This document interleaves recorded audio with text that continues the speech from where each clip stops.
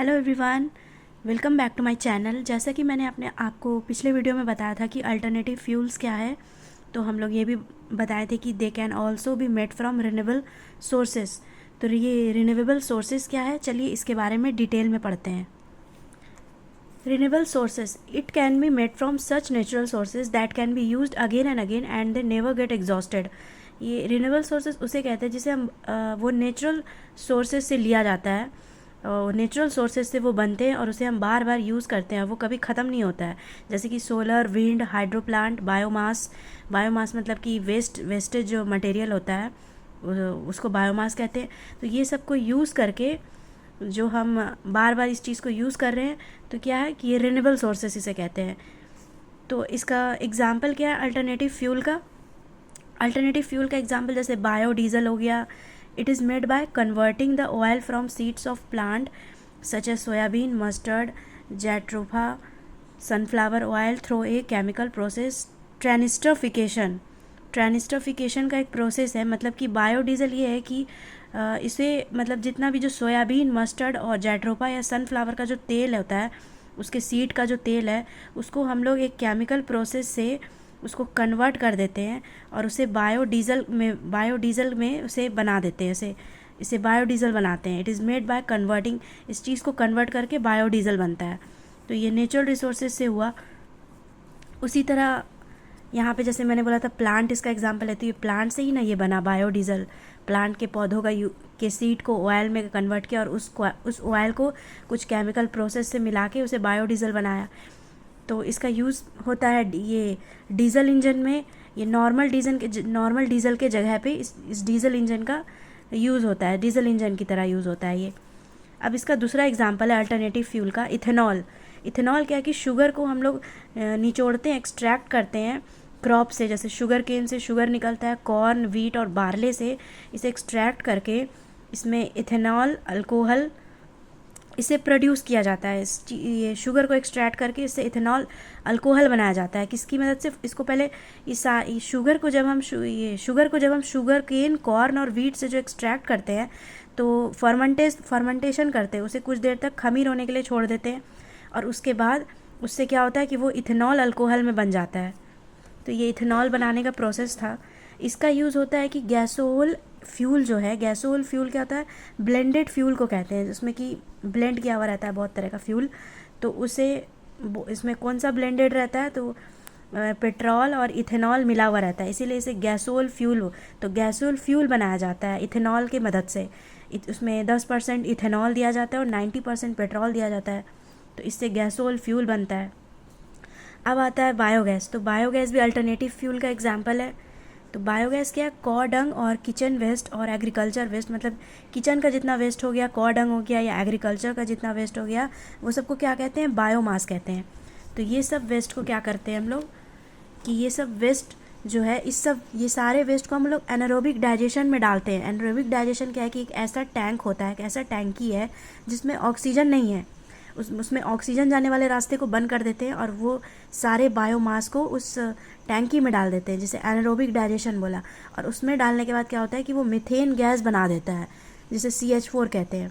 Methane gas produce हो गया और इसका यूज़ हम लोग कुकिंग में करते हैं, मीथेन गैस का लाइटनिंग में करते हैं, पावर जनरेशन में करते हैं।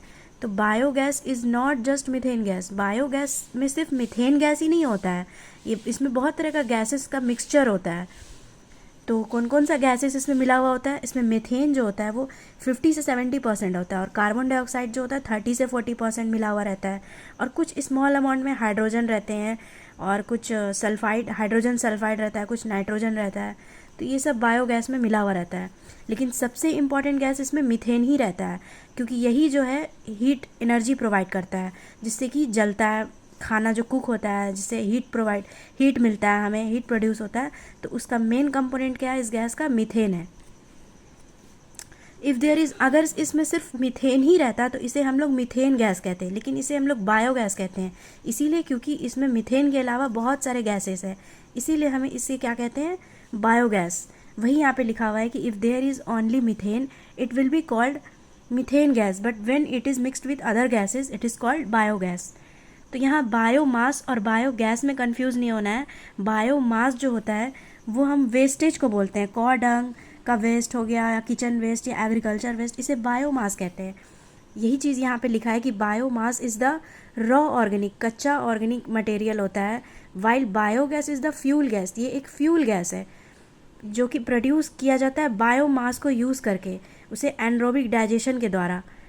तो कोई भी ऑर्गेनिक सब्सटेंस जो जैसे कि प्लांट या एनिमल से जो हमें मिलता है, जितना भी ऑर्गेनिक सब्सटेंस, जैसे कि प्लांट का वेस्ट हो गया, एनिमल का वेस्ट हो गया, तो ये ऑर्गेनिक सब्सटेंस जब हमें मिला तो इसको यूज़ करके जब हम एनर्जी प्रोड्यूस करते हैं तो वो क्या कहलाता है, बायोमास कहलाता है। Biomass is mixed with water to make a slurry. हम लोग इसका क्या प्रोसेस है कि जैसे बायोमास जो है वो सारा जो वेस्टेज प्रोडक्ट था वो सबको हम एक पानी में मिक्स करके पहले एक स्लरी बना देंगे। उस स्लरी को क्या करते हैं कि मैंने जो आपको बताया एनारोबिक डाइजेशन था, तो एनारोबिक मतलब कि उसमें विदाउट ऑक्सीजन, तो विदाउट ऑक्सीजन वाले टैंक में उस स्लरी को पुट करते हैं। उसे बायोगैस डाइजेस्टर भी बोल सकते हैं। उसमें मैंने उस स्लरी को डाला। स्लरी को डालने के बाद वो टैंक को हम लोग कम्प्लीटली सील कर दिए, मतलब कोई हवा नहीं जाएगा। और वहाँ पे एक पाइप लगा रहता है उसके ऊपर की तरफ, there is a pipe for gas to escape from the top. ऊपर की तरफ एक पाइप रहता है, उस पाइप से उस पाइप में वो पाइप जाता है, वो पाइप निकलने का एक रास्ता है, लेकिन एक oxygen but the way for oxygen to enter, लेकिन जब एक रास्ता है जो ऑक्सीजन जाने का, उसे ब्लॉक कर दिया जाता है। तो इसमें क्या है कि इसीलिए एयर जो है वो अंदर नहीं जा पाता है टैंक के, वो ऑक्सीजन जाने वाले रास्ते को ब्लॉक कर देते तो एयर नहीं जाएगा, और जब एयर नहीं जाएगा तो वो ऑक्सीजन फ्री हो गया। तो उसी ऑक्सीजन फ्री को क्या कहते हैं, एनारोबिक कंडीशन। तो वहाँ पे एनारोबिक कंडीशन इसी तरह बनाता है। और जब एनारोबिक कंडीशन बन गया, मतलब वो ऑक्सीजन फ्री टैंक हो गया, तो वहाँ पे जितने भी स्लरी जो मिक्स किए गए थे वहाँ पर, उस स्लरी में माइक्रो ऑर्गेनिज्म धीरे धीरे डेवलप हो जाता है। माइक्रो ऑर्गेनिज्म क्या होता है, छोटे छोटे जीव हो जाते हैं, जिसे हम माइक्रोस्कोप से देख सकते हैं। उस छोटे छोटे जीव में क्या क्या आते हैं, बैक्टीरिया आते हैं, फंगी, प्रोटोजोआ, एल्गी, वायरस, ये सब माइक्रो ऑर्गेनिज्म के अंदर आता है। ये माइक्रो ऑर्गेनिज्म डेवलप कर गया धीरे धीरे, और वो बायोमास को कंज्यूम करने लगा, उसे पूरी तरह खाने लगा। और उसे कंज्यूम करने के बाद तब जाके मीथेन और CO2 गैस प्रोड्यूस हो गया। तो ये पूरा प्रोसेस था कि कैसे मीथेन और CO2 गैस प्रोड्यूस होता है। तो अब इसका दूसरा एग्जाम्पल है, हम लोग पढ़ रहे थे क्या, हम लोग पढ़ रहे थे अल्टरनेटिव फ्यूल का एग्जाम्पल। तो हमने बायोडीज़ल के बारे में पढ़ा, इथेनॉल कैसे बनता है वो पढ़ा, फिर बायोगैस क्या है, फिर बायोमास क्या है। ये सब पढ़ने के बाद अब हम पढ़ते हैं कि हमारा नेक्स्ट टॉपिक क्या है, हाइड्रोजन फ्यूल। ये भी हमारा अल्टरनेटिव फ्यूल का ही एक एग्जाम्पल है। तो हाइड्रोजन फ्यूल क्या है, hydrogen is extracted bye electrolysis of water. Hydrogen को हम निकालते हैं पानी का इलेक्ट्रोलाइसिस करके। उसका यूज़ क्या करते हैं कि फ्यूल सेल में इसे डालते हैं, जिससे कि इलेक्ट्रिसिटी प्रोड्यूस्ड होता है। Electricity is produced by putting it in fuel cell, और वो हाइड्रोजन कार में यूज़ होता है। तो ये इसका प्रोसेस क्या है कि जैसे कि पानी है, तो पानी को हम लोग इलेक्ट्रोलाइज मतलब कि बिजली उससे पानी से हम लोग पानी में बिजली पास करवाएं। जैसे ही हम लोग ने पानी में बिजली पास करवाया तो वो ब्रेक हो गया, H2O जो है वो ब्रेक हो गया, H2 अलग हो गया, O2 अलग हो गया। ब्रेक होने के बाद ये जो देखिए यहाँ पे रिएक्शन देख सकते हैं कि इलेक्ट्रिसिटी पास कराने के बाद कैसे ब्रेक हो गया है। ये ब्रेक होने के बाद क्या होता है कि जो फ्यूल सेल है, फ्यूल सेल क्या है, फ्यूल सेल एक तरह का एक स्पेशल काइंड का बैटरी होता है, डिवाइस की तरह। तो इसमें क्या है कि इस फ्यूल सेल में जो ब्रेक हुआ था, जैसे हाइड्रोजन और ऑक्सीजन जो ब्रेक हो गया था ये पानी से जब, तो इसमें क्या है कि in this hydrogen and O2 oxygen, इसमें क्या करते हैं हम लोग कि हाइड्रोजन और ऑक्सीजन को फिर से हम लोग इसमें मिक्स करते हैं। फ्यूल सेल में हम लोग ने फिर से हाइड्रोजन और ऑक्सीजन को फिर से डाला और पानी बनाया, और इस प्रोसेस में क्या हुआ, जैसे ही वो वाटर बना तो इलेक्ट्रिसिटी प्रोड्यूस हो गया, हीट प्रोड्यूस हो गया और वाटर प्रोड्यूस हो गया। तो हाइड्रोजन कार मतलब क्या है कि फ्यूल सेल कार।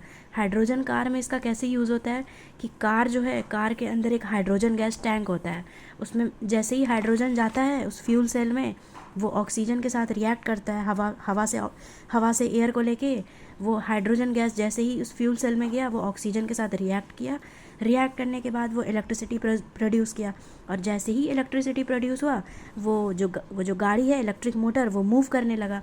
तो इस प्रोसेस में क्या है कि सिर्फ पानी ही प्रोड्यूस हो रहा है, इससे कोई पॉल्यूशन प्रोड्यूस नहीं हो रहा है, यहाँ पे मैंने एक सिंपल डायग्राम बनाया कि जैसे पानी है, उसको इलेक्ट्रोलाइज़ किया, उसको इलेक्ट्रोलाइज़ करके ब्रेक किया H2O को, H2O हाइड्रोजन गैस ब्रेक हुआ, और ये हाइड्रोजन गैस को हमने फ्यूल सेल में डाला, उसे ऑक्सीजन के साथ रिएक्ट किया, इलेक्ट्रिसिटी प्रोड्यूस हुआ, और इलेक्ट्रिसिटी जैसे ही प्रोड्यूस हुआ तो वो कार जो है हाइड्रोजन कार वो मूव कर गया, रन कर गया।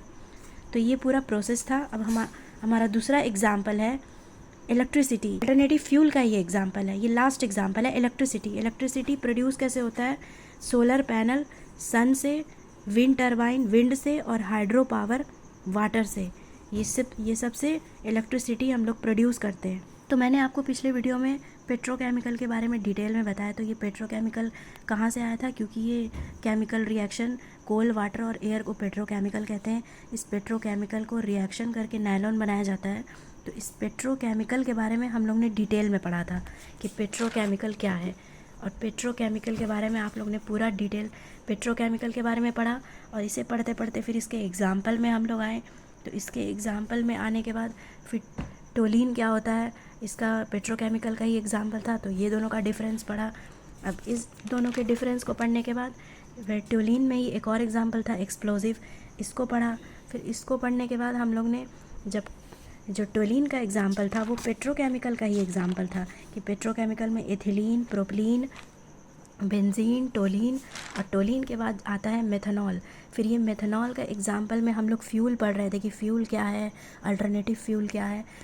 तो ये अल्टरनेटिव फ्यूल जब हम लोग इतने डीप में गए तो फिर अल्टरनेटिव फ्यूल के बारे में पढ़ा कि रिन्यूएबल सोर्सेज क्या है। रिन्यूएबल सोर्सेज के बारे में हम लोग ने डिटेल में पढ़ा। फिर अल्टरनेटिव फ्यूल का एग्ज़ाम्पल हम लोग ने डिटेल में पढ़ा। ये सारा एग्ज़ाम्पल हम लोग ने कवर किया है।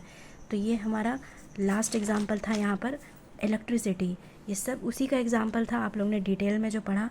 तो ये हमारा नायलॉन का पार्ट से शुरू हुआ था। तो अब हमारा नायलॉन का जो सेकेंड लाइन है, यहाँ पे आप लोग ने देखा।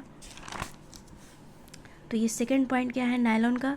कि मेड बाय कंडेंसेशन पॉलीमराइजेशन। मतलब नायलॉन जो है, नायलॉन को जो बनाया जाता है वो condensation polymerization of chemicals, condensation और पॉलीमराइजेशन का प्रोसेस करके ये एडिपिक एसिड और हेक्सामेथिलीन डायमाइन, ये दोनों केमिकल को इस प्रोसेस में करके नायलॉन बनाया जाता है। तो इसके बारे में डिटेल में समझते हैं कि ये कंडेंसेशन पॉलीमराइजेशन क्या होता है, और ये दोनों केमिकल को कैसे मिला के नायलॉन प्रोड्यूस किया जाता है, नायलॉन बनाया जाता है। तो इसके बारे में डिटेल में समझते हैं। तो जैसे वहाँ पे हमने पढ़ा कि एडिपिक एसिड और हेक्सामेथाइल डायमाइन जो है, ये दोनों स्पेशल केमिकल होते हैं, ये नायलॉन बनाने में यूज़ होते हैं। ये दोनों मॉलिक्यूल को जब हम लोग मिलाते हैं एक साथ तो एक बड़ा सा चैन बन जाता है, उस चैन को पॉलीमर कहते हैं, और इसी प्रोसेस को क्या कहते हैं? Condensation polymerization. तो जब ये दोनों मॉलिक्यूल ज्वाइन होता है तो एक छोटा सा मॉलिक्यूल भी है जो वो मतलब ये दोनों मॉलिक्यूल जैसे ही ज्वाइन हुआ तो एक छोटा मॉलिक्यूल बाहर आ जाता है, मतलब कि पानी जो है वाटर बाहर आ जाता है H2O के फॉर्म में। और जैसे ही पानी बाहर आया तो ये जो प्रोसेस है कि बार बार ये दोनों मॉलिक्यूल एक साथ हो रहा है, चैन बन रहा है, और ये प्रोसेस में बार बार वाटर बाहर आ रहा है। तो ये जो है रिपीटेडली ये जो बार बार ये प्रोसेस हो रहा है, तो इस प्रोसेस में क्या है कि नायलॉन इसी प्रोसेस में बन जाता है, इसी प्रोसेस में नायलॉन को बनाया जाता है।